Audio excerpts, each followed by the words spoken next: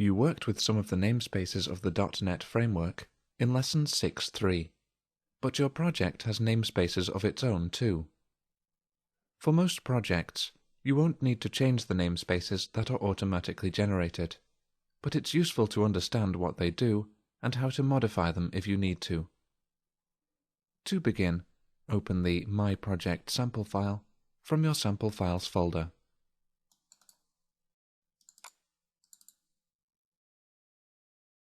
And open myclass.cs.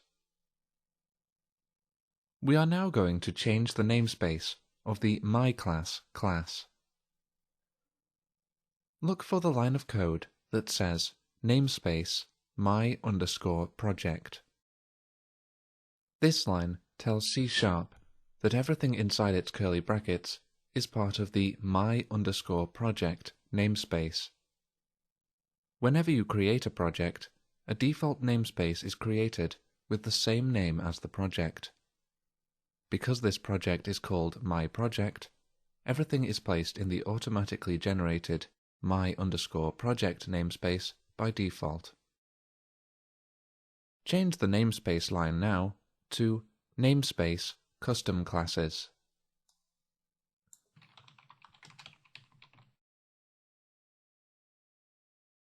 Now open the code behind file of calculator.aspx.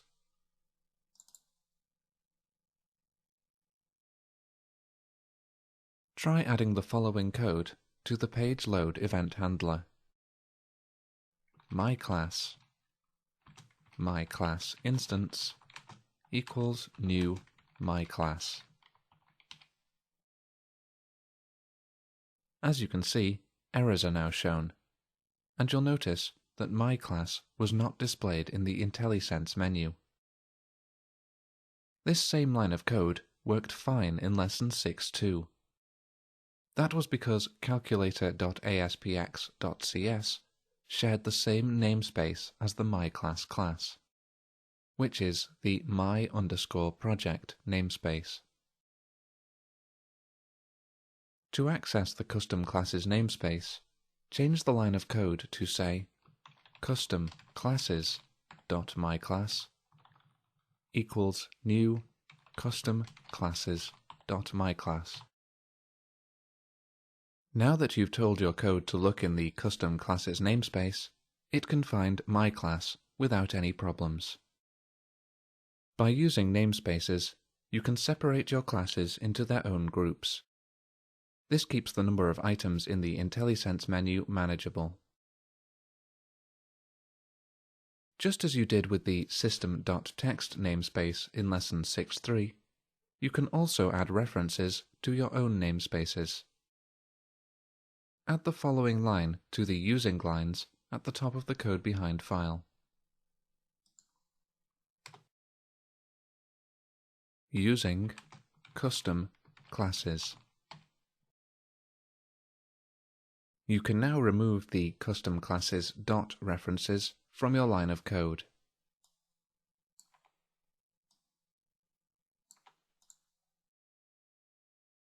As you can see, by adding a reference, you can directly access everything in the custom classes namespace. The namespaces of the .NET framework don't just have a single level, but are arranged in a hierarchy. It's very easy to create the same kind of hierarchy yourself. Return to myclass.cs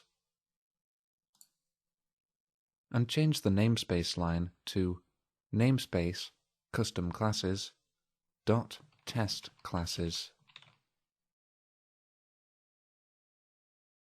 This tells C# that the myClass class is in the test classes namespace, which is inside the custom classes namespace.